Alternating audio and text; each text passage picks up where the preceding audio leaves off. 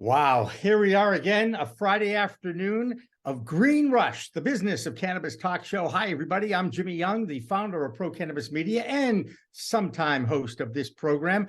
You know, this is the third holiday show we've done over the last 3 years, around the same time every year, the middle of December. Everybody is already looking around, making sure they have all their lights up and their trees in their various places in their house. And all my fellow Jewish friends have their menorahs out and their candles, which, by the way, you never, ever get them until like the night before.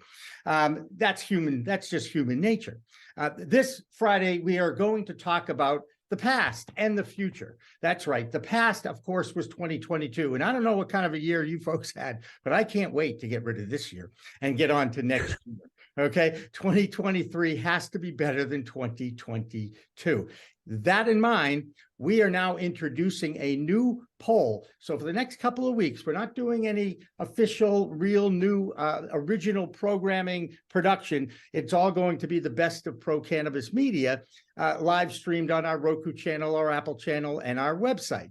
So we certainly welcome you to check that out. And of course, everything's on demand on our YouTube channel as well. That being said, we are doing a poll on the top 5 news stories of 2022. And there are so many. Last year, I think we only had 10. And I saw about 15, maybe even 20. And we narrowed it down to 15. And now we're asking everybody to go online. I'm pretty sure it's info at Pro Cannabis Media, or you just go to the YouTube channel, because I'm sure right now Dan is pushing the public button, if he can, on that one video that I uploaded about an hour ago that has all the links to our poll in it. I'm pretty sure our newsletter is going out sometime this afternoon if it hasn't already. All that being said, we are welcomed once again on the third Friday of every month by Morgan Fox from Normal. And wait a second, Morgan. I know it's the holidays, and I know you're a great dad, as is the others on this particular screen. Where did she go? Oh, she's laying down right now. That's Okay. the quietest that she could hopefully be, but y'all might see her eventually when she starts getting rowdy. All right, fair enough. Doug Miller and Josh Kincaid are with us again for the duration of the program. I put out about 50 invites, people, so I have absolutely no idea who's going to show up after 4:30 up until 6 o'clock. And then, of course, at 6 o'clock, we'll run our last We Talk News of this year as we head forward and look forward to 2023. All right, so Morgan, the biggest question on our minds today, as you look at what's going on in Washington, D.C., is the fact that this poor safe banking bill has been tagged along. It's been talked about. It's been pushed aside. Is it dead for 2022 right now? Well, before I get into that, I just want to apologize to your viewers in advance in case I have to dip out early because my 1-year-old is sick and is really dragging my attention quite a bit. Good. Her mother is super busy with work stuff as well. So if I have to dip out before the conversation is over, I apologize. But anyway, so the short answer is no. We are not done yet. The conversations around what could be included in the omnibus are still ongoing, and there's still the possibility of a standalone bill. But every day that passes makes me less optimistic. And honestly, I have to say that this represents like a huge failure in Democratic leadership for not using the power that they have had for the past year to actually push an incremental package forward and waiting until the last half of the year after CAOA was introduced to actually get something on the table and start having conversations about this. And, you know, also, I think a lot of the weight rests on advocates too, for not being willing to engage with the GOP. Not being willing to figure out exactly what was a measure too far, not being willing to get enough people on board to pressure McConnell to allow cannabis policy reform to go through in any of the spending bills. You know, the bottom line is that Mitch McConnell is really, really good at his job, and he's able to whip his party into shape. And if he thinks that something is out of line with, what his ideals are, or he thinks that there's something that he can use to damage Democrats, he's going to use it. And he used it again, just like he used it in 2020. But he doesn't need to have that power. This is something that is universally supported across party lines. Obviously, more supported in some parties than others, but there's majority support in both parties for significant cannabis policy reform. And the fact that this has now become a trading issue really just means that McConnell has Schumer over the barrelhead on this. So Schumer is going to need to give up a lot outside of cannabis in order to get cannabis included in the omnibus. That being said, we still have the opportunity for a standalone bill, but the days are numbered. I mean, it is literally days. Right. We totally get that. Certainly more optimistic than a lot of people in this industry. All we hear now is about doom and gloom for 2023. And that's a great segue into Josh Kincaid, who has spent some time looking at those numbers that support the doom and gloom. So, Josh, welcome to the holiday show of Green Rush. Go ahead. You can introduce, and of course, Doug, anybody can chime in when we go through your figures. I'm pretty sure Mr. Dan French has some of them ready to rock. That I think he does anyway. But yeah, no, you're probably familiar with what you predicted. Go ahead. Yeah, no, actually, this isn't my predictions. This is something I've been aggregating for like the last 4 years or whatever. So what I do is I go and I grab about a dozen different cannabis publications that have predictions, and well, actually, here, let me just show you. How about that? Yeah. You now have control of the show. Go.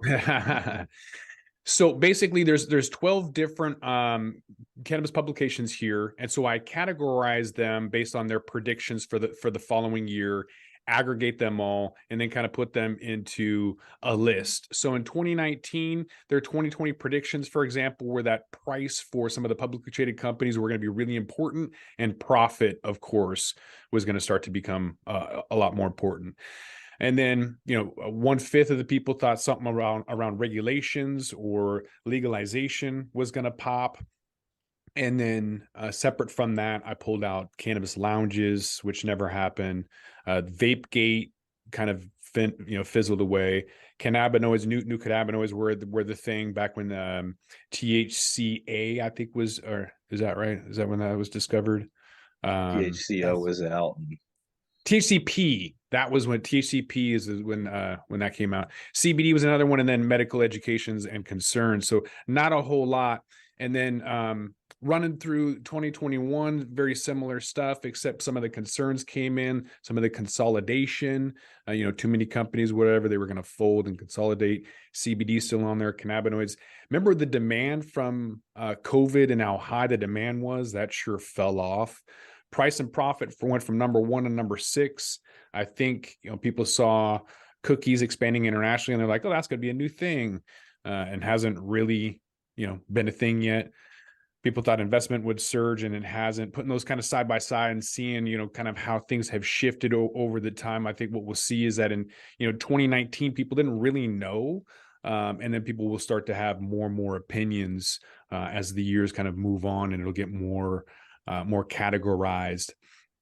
In 2022, their predictions for this year were we're going to see a lot more legalization, new product innovations, which I don't think came true. I was at MJ BizCon, didn't see a whole lot of new cannabis product innovations.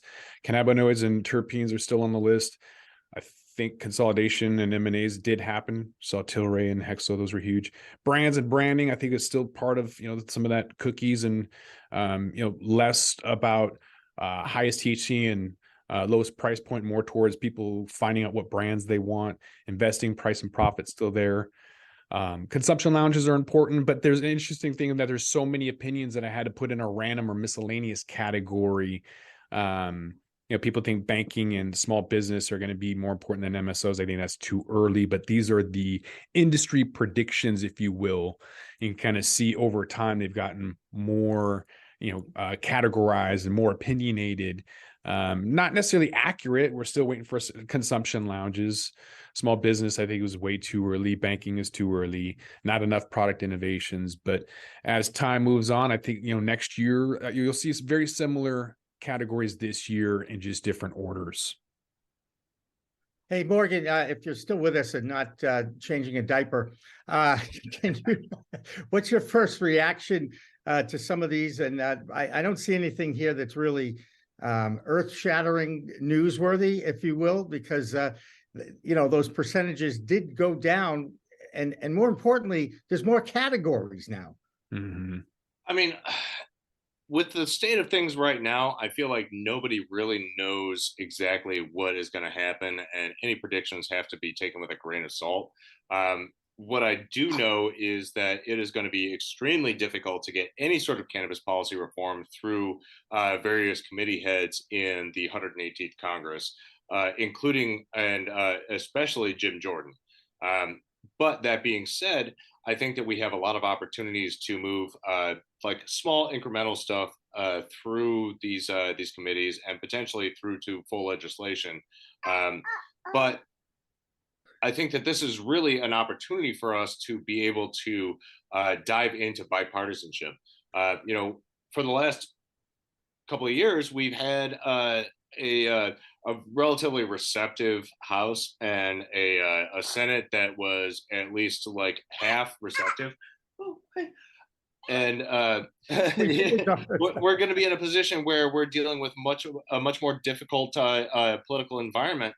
And so I think that it's going to be incumbent upon advocates and the industry to really reach across the aisle and determine what we can get past.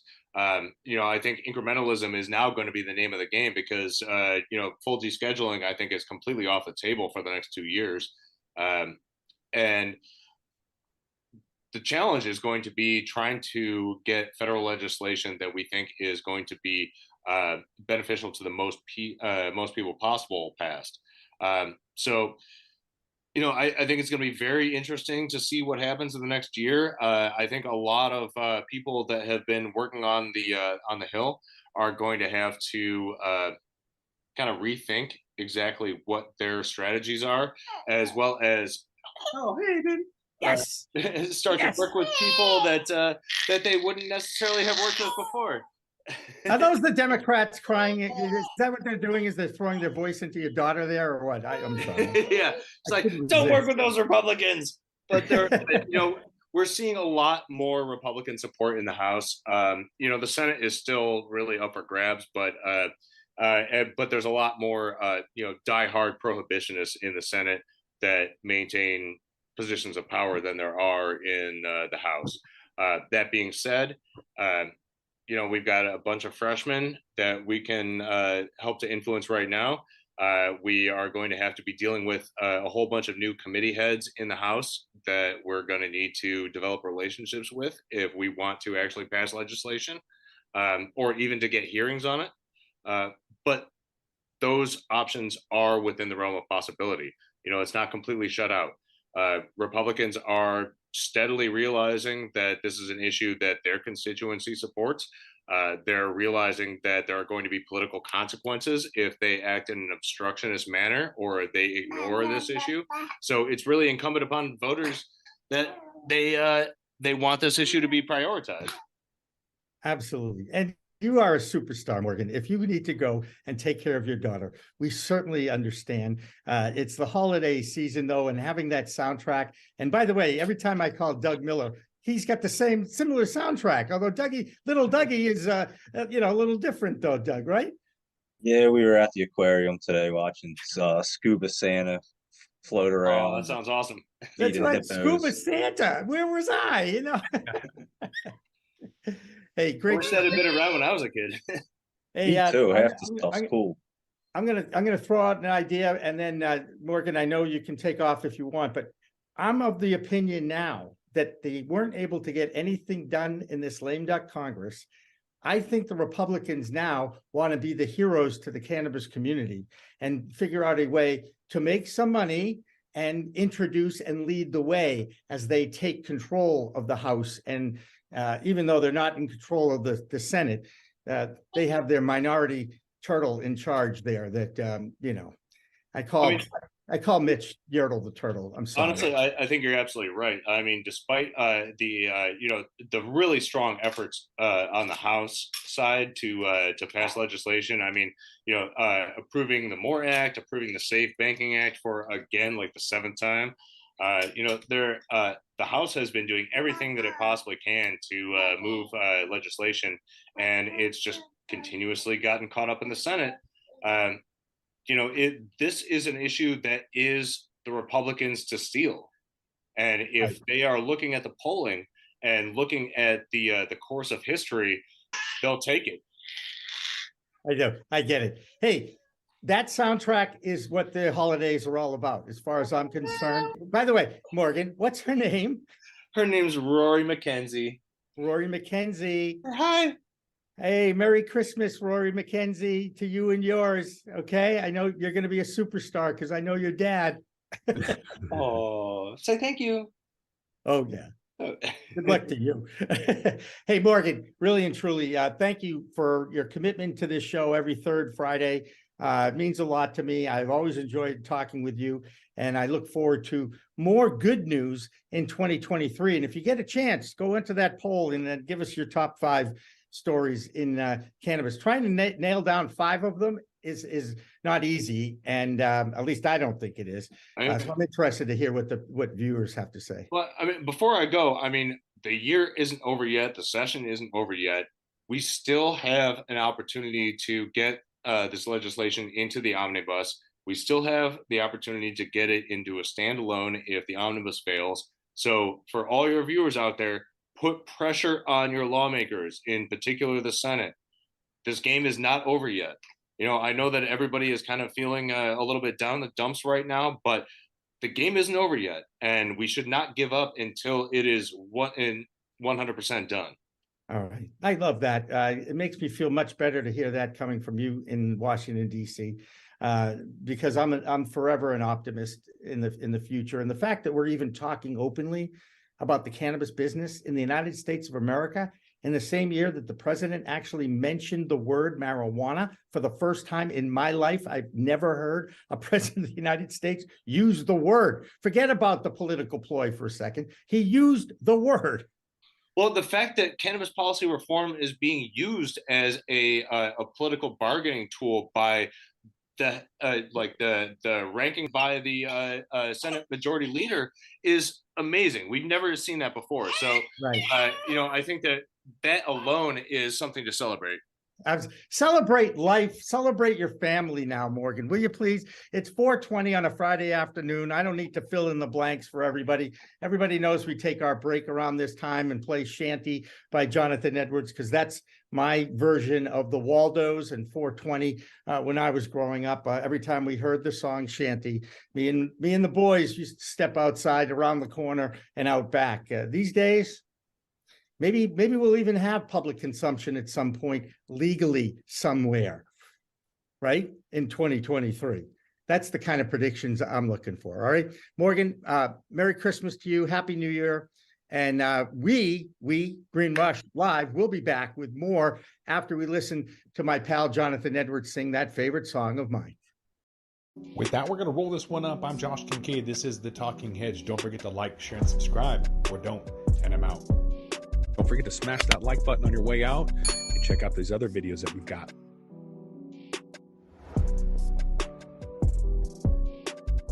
Thanks for listening to today's show. To check out more great cannabis podcasts, go to podconnects.com. Here's a preview of one of our other shows. I'm Joyce Gerber, the creator and host of the award-winning podcast, The Canna Mom Show. And we are on a mission to enhance the impact women have on this industry as business professionals, healthcare providers, policy advocates, caregivers, moms, by sharing and preserving their stories of love and kindness, wisdom, and hope. I am so grateful to have found my tribe of Canada podcasters right here on PodConX, and look forward to our work of crushing the stigma around cannabis and caregivers and building this new industry together.